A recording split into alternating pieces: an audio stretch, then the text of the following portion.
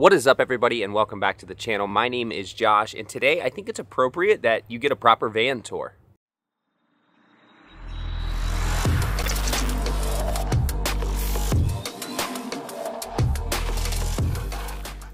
So after 2 years, a year and a half of completing our van build, I have realized I've never actually given you a tour of my van. The only way that you've probably seen any of the interior or exterior of my van, for that matter, is either on Instagram or in previous YouTube videos where we've been traveling. So before we get started, what I want to do is thank the sponsor of today's video. Pretty much every video you will see here on the channel, that is Adventure Rig Shop. AdventureRigShop.com is where you'll be able to source just about every single piece and component that lives inside my van. I will put the links for all the products and everything in the description, and you can use code NOMAD at checkout to save yourself 5%. So as I said previously, for the last year and a half or so, after my wife and I had built the van, we've been traveling in it. And the reason we ended up with a van is because we have a very young daughter, and having a warm place for her to sleep in the dead of winter in random places across the United States is important. And doing that in a tent, not only is it not that comfortable, especially in the winter time, but it's just not reasonable for us to be able to have a space for her to play in and for us to be able to do the things that we like to do. Now, a big piece of what we use the van for is for traveling and photography purposes. Obviously, family trips, it's nice to just get out and camp, but when we're out traveling and we're taking pictures and we're going to these places, it's really nice to have a comfortable place to sleep. And that was the whole concept and the idea behind the van. Now, the van has been living here in Arizona while we were back in Ohio, and now that we're back, we are kind of prepping it and getting it ready for the next leg of its adventure. We are headed to Yosemite, Death Valley, and Alabama Hills in California in about 10 days. So we're kind of like going through and prepping everything, and that's why I was like, okay, it's probably a good time for us to make that video. So here's the video. We're gonna kind of start up front. We're gonna work around the outside, talk about all the exterior components, the things you see visually when we pull up, and then we will bounce to the interior, kind of go through every little piece that we've done, give you a couple of tips and tricks maybe that you don't already know, and give you an idea of what this van is for us, and how you could kind of do something similar if you want, or if you're just interested in watching people in their vans, this is a great video. So the first thing people see when we pull up is the bumper. The bumper is from CA Tuned, and within that bumper we have a 12,000 pound Warn winch. There's a complete video I did that I will link up here that kind of goes through the install process of that. I did not do that myself. That's one of the few items that we did not touch. It's just more intricate than I really wanted to get into in my garage. I would rather let professionals do it. But the bumper's been great. It's really pretty. It's robust. It's beastly. It's everything that you need for a big vehicle like this. And the 12,000 pound winch is pretty necessary if you get yourself into a situation. Getting yourself out of it without a 12,000 pound winch and a vehicle this big is probably not going to be easy. We have a Sprinter 170, so we opted for a little bit bigger footprint. So even if you had a 144, I would assume a 12,000 pound winch is something that you're going to need. Even though I just got the vehicle weighed, it only weighs 8,800 pounds. I say only because the winch is capable of pulling 12,000. So that's what we did, is we went with the CA Tuned front bumper with a 12,000 pound winch. And then on the bumper, what we put was rigid 6-inch round backlit amber lights. I will be switching to the Baja Designs lights, but I had these lights from a previous vehicle build that we did, so I did not feel like purchasing new lights. I just swapped these over, and they are held on by the Axia alloy mounts. All of these products and items will be listed in the description, so you don't have to try to write them all down. But up above that on the ditch light brackets, the ditch light brackets are also from CA Tuned, and see those have my rigid DSS Pro, I don't know, I'll put the link in the description, but it's a rigid ditch light that we put on those brackets. And we also did the CA Tuned hood struts, because when you put the CA Tuned ditch light brackets on, if you don't have the aftermarket hood struts, it does create a problem. So that's something you'll need to keep in mind if you plan on putting new hood struts on, or the CA Tuned ditch light brackets. The hood struts are just really nice because when you lift your hood up, the hood goes up. you don't have to do anything. If you have a Sprinter, then you know when you open your hood right now, if it's a straight from the factory, it does not have gas assisted hood struts. So you have to like hold it up and put the little thing in, and that kind of is a pain, and it's just nice not to have to do that. Not that I'm under the hood that often, but it's just one thing that I don't have to mess with. The all matte black wrap we had done by a place local to us in Columbus, Ohio, and that is Mad Graphics. And Mad Graphics did all of my exterior wrapping, all the bottom panel wrapping, all the YouTube logo, the hood, and they put the Topo design on the side of the van. So that's what we did there. I mean, it's a pretty customary look. It's custom, but a lot of people have it, so it's kind of what people do now is they wrap the hood black. We obviously opted for the same thing. Up top, we have an Orion Van Gear, I believe it's called the Stealth roof rack. Again, the link will be in the description. And we went with the Orion Van Gear Stealth rack simply because it's very similar to our Prinsu racks on all of our other vehicles and all the vehicles that we've had here on the channel. So we wanted something that was low pro. We didn't want to go spend a ton of money on like a big Baja rack, although I love the Baja rack and I would put a Baja rack on. They're just so expensive that I can't justify taking this off and putting a new one on. And then up top, we have 3 175 watt Renogy solar panels. The nice thing about the Orion Van Gear rack is that it comes with drop-in brackets for your solar panels, so everything is flush mounted and it hides underneath the roof rack line, so you can't see it.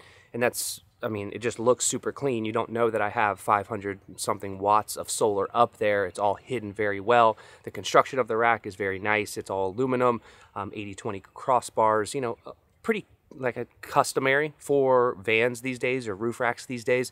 So it's nothing that's revolutionary, but for us, it works very well.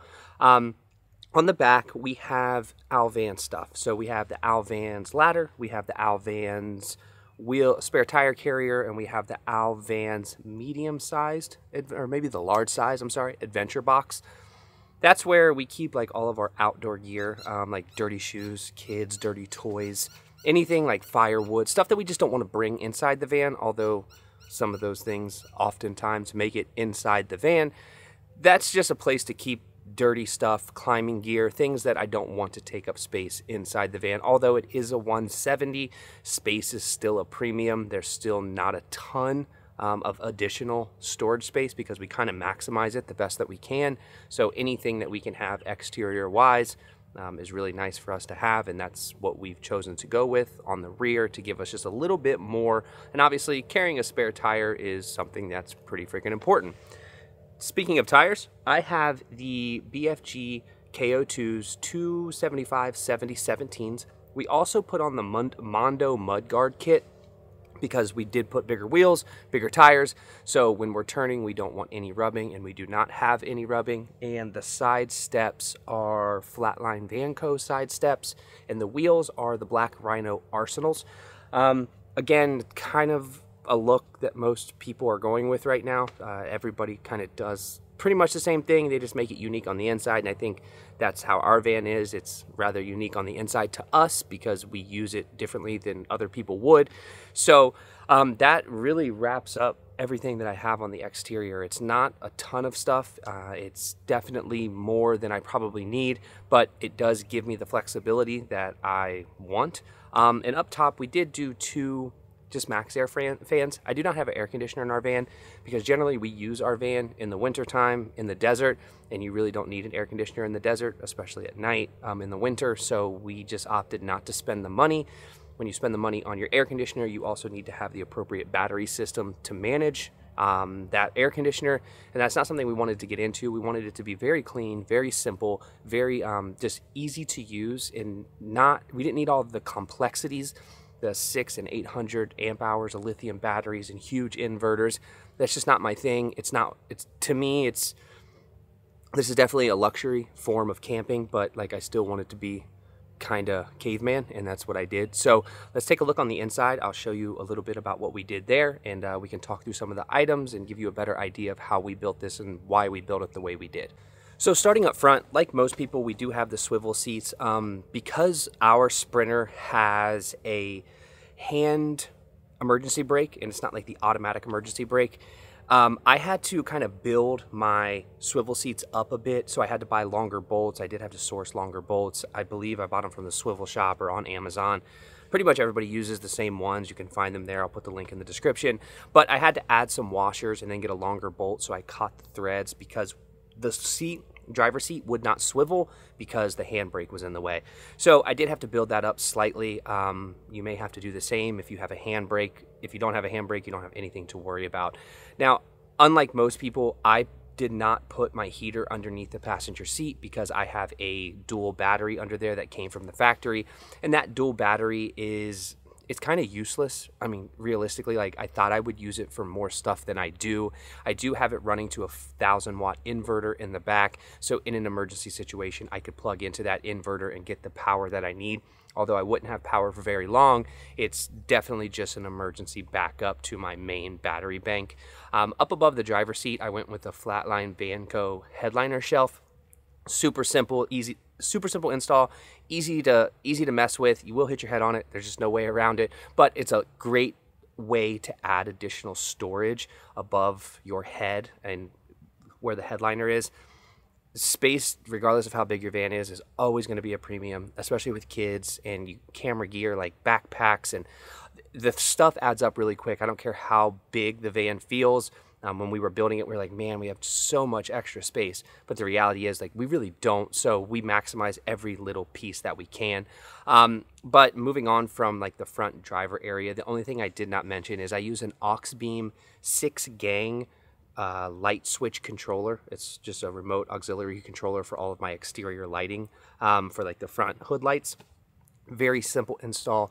I have them in I've had them in 4 vehicles. I currently have them in 3 vehicles. It's like $150. It works. It's a little bit tricky to install only because you have to find a fuse tap or you have to run a switch to turn it on. I ran a switch to turn it on in this vehicle. You may not need to do that if you know exactly which fuse is an auxiliary fuse in your Sprinter van. Your auxiliary fuse box is underneath your passenger side footwell. So if you need to access it, that's where you're going to have to start. It becomes a little bit tricky, kind of cumbersome, but it's definitely the cheapest and most reasonable thing that you could use for your Sprinter. So now we kind of get to get into the good stuff, like the really pretty stuff. So my ceiling is all amber bamboo. It's just a beautiful ceiling kit that I got from Surge Supply. Excuse me, the link will be in the description for the ceiling kit that I bought, and you can check out all of their products. All of the products that I have in my van, interior cabinetry wise, minus 1 additional storage box, is all from Surge Supply. The links will be in the description for everything we talk about. They build like the most robust, custom home style beautiful cabinets for your camper van. So if it's something that you're looking for, you're kind of looking for a way to do this, everything I bought was a kit. So I didn't have to like hand cut any of the wall panels. I didn't have to hand cut the floor panels. I didn't have to hand build the galley or any of the cabinetry. I think there is a lot of value in the people that have the skills and ability to do that, but for me it's just not something that I wanted to get into because I really wanted this thing to come out looking like a professional builder did it. So like I said, the only thing that I did not purchase from Surge Supply for cabinetry wise is my Vandermoon box. The Vandermoon box is an awesome soft-sided cabinet. We put it just above the seat where my daughter sits while we're driving. We did that specifically in case we did not want to put like a hard piece of cabinetry up there. God forbid something were to happen, it were to fall off. Not that it would, but that's just being precautious parents. We put a soft-sided cabinet above her. That way, if anything were to happen, it's still probably going to hurt, but it's not going to injure her. They have plenty of space. They're very easy to mount. They come in multiple colors. They're just like the slickest way that you could add a cabinet or some type of overhead storage without adding a bunch of weight or possibly an injury situation. So that's just what we did. Now the seat that she sits in, and the seat that we have is the hide and go seat. I will put the link in the description for the hide and go seat. It flips up out of the way when we're not using it. So when we park and we're at camp at night and we're hanging out, we can flip that seat out of the way and we have more space. She likes to play and color, and we like to walk without having to like nudge through between the galley and the chair itself. So we just flip that thing up out of the way and it's gone. We don't have to worry about it until we take off the next day. The galley. So the galley I had It was custom built. I picked very specific sizes. Mine is bigger than the ones that they offer on the site. If I had to do it again, I would have got a smaller galley. I think when I was building this, I thought that I needed more than I actually do. It does have a flip down table here. My door's in the way. And then this side flips up as well. So, I mean, my galley's like 70 inches long. It's really, really big. But I wanted a big space, a big kitchen, a big area, like food prep, all of that. I definitely went overboard. I do not need as much as I have on here, but it's nice to have the extra space. And then when I'm sitting in the passenger seat and it's flipped around on the swivel, I could pop this up and I could use it as a workstation. I can get on my computer, edit photos, do whatever I want to do. That really makes things super convenient because I really don't have any other tabletop space within the van. Now the walls are all the pre-cut wall panel kit from Surge Supply, and we upholstered them ourselves. So the nice part about it is these wall panels come pre-drilled to match the factory holes inside your Sprinter van. You don't have to like cut them yourselves. You don't have to follow a template. You don't have to drill out the holes. I didn't want to use like self-tapping screws, just because when I want to take this thing off, or if I need to get to something behind the wall, any electrical, then I have to pull those screws out and I have a hole, and then I got to put a new screw in. And when you're putting a new screw in, an old screw hole, it doesn't always fasten as good. So I wanted to use riv nuts, and that's the way that this whole kit is assembled. The same with the ceiling. The ceiling comes as a kit, and everything is pre-labeled. You put it all together, and then you install it using riv nuts and the factory holes inside your Sprinter. Makes things so easy, and that's how you can get a truly custom builder quality van for a fraction of the price. You just have to be willing to do it yourself, and having some carpentry skills is definitely helpful because nothing is ever perfect. I don't want to sit here and tell you that this whole install went flawlessly, because it didn't. There were tons of problems we ran into, issues that we had, but that's if you've ever built anything, you know that that's going to happen. The ceiling itself comes cut out, pre-cut out for your fans, so you don't have to worry about the way that it comes. You don't have to cut that out once you get your fan installed or once your ceiling kit is up. Everything comes pre-cut, ready to install, shipped to your door for free. So I really highly recommend Surge Supply because they were just really awesome to work with. The products that they deliver are absolutely stunning. They are slightly on the heavy side, but I would rather have like heavy durable cabinets for long adventures than have something that's a little bit easier to break, maybe a little lighter, maybe slightly more affordable. But this is like a long-term thing for us. We probably won't get rid of this van ever. We will just keep changing it and making iterations to it as things progress for us. So that's kind of like the galley space. That's really everything on the interior. Now, the garage area and the sleeping area is where we also did something differently. So if you notice on the side of the van, there are Van Speed capsules. The Van Speed capsules are big cutouts, and they add extra space so you can sleep sideways inside your van. The link also will be in the description. I'm sorry for repeating that constantly, but I think it's important. And the only thing is, for us, we don't sleep sideways. So I had my bed built to be basically a king-size bed. I sleep front to back in my van. It definitely takes up interior space, but I wanted additional space in the, I wanted to have a regular bed. I didn't want to sleep sideways. I didn't want to be crunched. We spend a lot of time in this van, and it's important for us to be comfortable, especially now we have a toddler who, every time she gets up, where does she end up? In our bed. So if we want to have any chance at a good night's sleep, I knew I had to build a bigger bed. So our bed is well beyond what normal people's bed size is in their van, but we did that for a specific purpose and for the way that we travel and our particular family circumstances.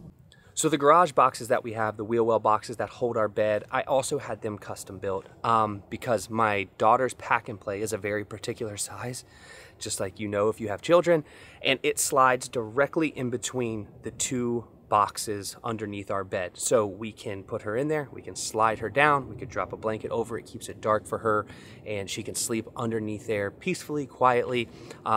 Although she still gets up and climbs out, that's not the point. We do like to slide her under there, and that's just something we kind of thought of when we were trying to figure out, like, well, where are we going to put it? Like, we built the van kind of around the pack and play, to be honest with you. There's 2 spots in the van where the pack and play will fit perfectly.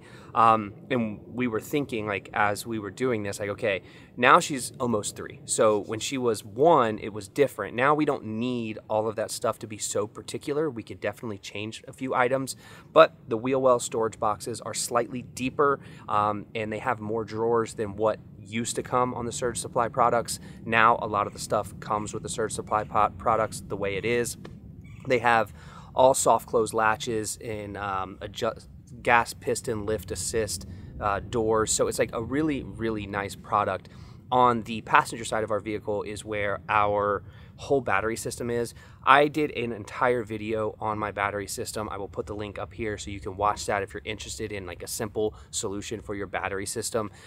It's a Bluetti AC200 Max plus a B300 spare battery backup.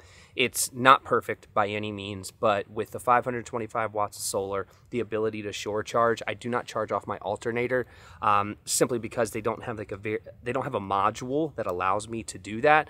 That's just simple. I would have to like kind of engineer something, and there's plenty of videos on YouTube of how to do it. I just don't feel like doing it because what I have works. I know how many days I have. I usually get 3 full days with no sun out of my battery bank, and that's plenty for us. But on the back, there is a space where that opens up, basically a hatch door. There's where I can access my Starlink. So my Starlink lives in the back. I can plug it in, I can run it out, I can set it wherever it needs to be set. Starlink is pretty much one of the things that everybody travels with these days. It was very new when we got it 2 years ago, but now, you know, we have like an outdated version, probably get an updated version at some point. But I have one overhead cabinet from Surge Supply that is over top of my galley, and that is like a really simple bamboo inlay cabinet. It's perfect. It's super sturdy. It like lines up really well. There's no gaps. Like this whole build came together very well for us. We have a decent amount of carpentry skills, but we're not carpenters by any means, and we were able to build our van pretty much exactly how we wanted it, minus a couple of things that we didn't do that we're probably going to do now. But with the kits from Surge Supply, like you're able to do that, and their cabinets, they bolt right to the riv nuts that are already drilled, the holes that are already there. They line up with the ceiling kits. Another kit that we got was the flooring kit. Flooring kit came in 3 pieces. We built our own subfloor. We laid all Havelock wool. Everything in here is Havelock wool. So it came in 3 pieces. You set it down on your subfloor, you screw it in. Super simple. The Lawn Seal top coat that we did is like a really hard and rigid exterior rubber coating. It's black, it gets dirty, it shows dirt pretty well, but it's very robust and super strong, and it's worked for us up until this point. Last couple of items that everybody always wants to know about is like my water system. I have a jerry can water system. I did not put in a big tank. I did not feel it was necessary, and I didn't want to do the plumbing, and I don't want to have a plumbing issue with all of my cabinetry installed and then have to tear my entire van apart to try to figure out what that one issue is.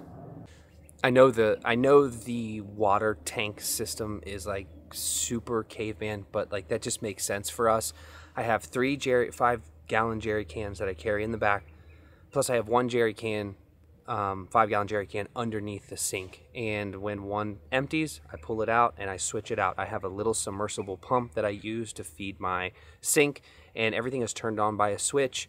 It's not what some people would consider like luxurious, but it totally works for us. It's super simple. I'm happy I did it this way because I don't have to worry about plumbing. If I need to carry more water, I'll just add another jerry can. If I don't need more water, I just take out a jerry can. It's just super, super simple. And I encourage you, if you're building your own van, to like to think about that stuff. Yeah, it's nice probably to have like a hot water heater and all, but I don't need that. Like for my hot water heater, I have a Julka that I can just hook up to a river or a stream if we need to take a shower, or I can hook it up into one of my 5-gallon jerry cans and it gives us hot water, and then I put it away when I'm done. It's not something that is, I can take it from vehicle to vehicle, I can take it from place to place. It's not like locked into the van. I know some people live in these full time, all the time, and even still, I think like there's just some things you got to sacrifice, but that's just my personal opinion. My stove is a gas stove. I did not go with an electric cooktop. Some people say, well, the condensation builds up from the gas, carbon monoxide. That's true. You keep your fan on, you add ventilation, and at the end of the day, like I don't anything that conducts heat is going to suck your batteries dry. So if you do not have alternator charging, or you do not have a robust charging system or a robust battery bank, I would not recommend getting any type of induction cooktop, because it just blows through your battery. We're talking between 12 and like 1800 watts while that thing is running. It's pulling out of your battery bank. It's just killing your battery. But I mean, so I know some people do it, and I'm sure it probably works well, but at the same time, like they're gonna run into constant charging issues, where I don't have that problem. I open up one of my windows on my VanSpeed capsules, I turn a fan on, it sucks air through. We don't have any issues. We have a carbon monoxide detector installed inside the van, so it's something that we've never really had to worry about. While we're talking about gas, this is a diesel vehicle, so my diesel heater runs off of the fuel tank. Now, I put that inside of a bench, which is different than what most people do, so I had to run all my wiring a little bit differently, and I had to vent it differently, but I have it installed inside the bench that is just across from my galley. And the reason I did that is because I wanted it more centralized in the van. I didn't want it up front, and I wanted to be able to kind of turn the outlet in whatever direction I wanted to turn it, and not just like all coming from the front of the van, because in really cold conditions, if your heater's all the way in the front of your van, the back of your van isn't going to be nearly as warm. So I put it centrally located inside the van, so it's right in the center of the van. I can make that heat go in whatever direction I want. I had like kind of customized the bench that we got. One side is storage, and then one side is pretty much for the heater as well as storage. I put like sodas or drinks or things that I'm not concerned about getting maybe melted in the middle of the night. That's never happened. The heater itself doesn't get hot. The exhaust is what gets hot, and that's underneath the van like most people do. So it's not something I've ever had to worry about. So I think why I didn't do this video before is because that was a lot. That was a lot of effort, and that was a lot of talking. My mouth is dry, but I that's a visual representation, and you get an idea of what we did in our van and how it worked for us. I'm sure I didn't cover everything. It's hard to remember these things while you're talking. I don't do notes and write a script and do all that stuff. I just kind of wing things. That's why I mess things up sometimes, but that's just the way it is. That's the way I like to do it. This is not a job. This is just a hobby. So hopefully this is helpful for you. If you have any questions, or I didn't kind of touch on something that you're interested in knowing, just leave them in the comments. I generally answer comments every single morning, or you can get with me directly on Instagram. You can shoot me a message. I will put my Instagram somewhere right here, so you can contact me directly if you just have a question and you want like a quick answer, and maybe you have a question that has a follow-up question, because if your question has a follow-up question, I'm never going to see it on YouTube because it just gets buried into the abyss. So please just get with me on Instagram. I'll be happy to answer questions and help you guys out in any way that I can. And until next time, I'll see you on the next one.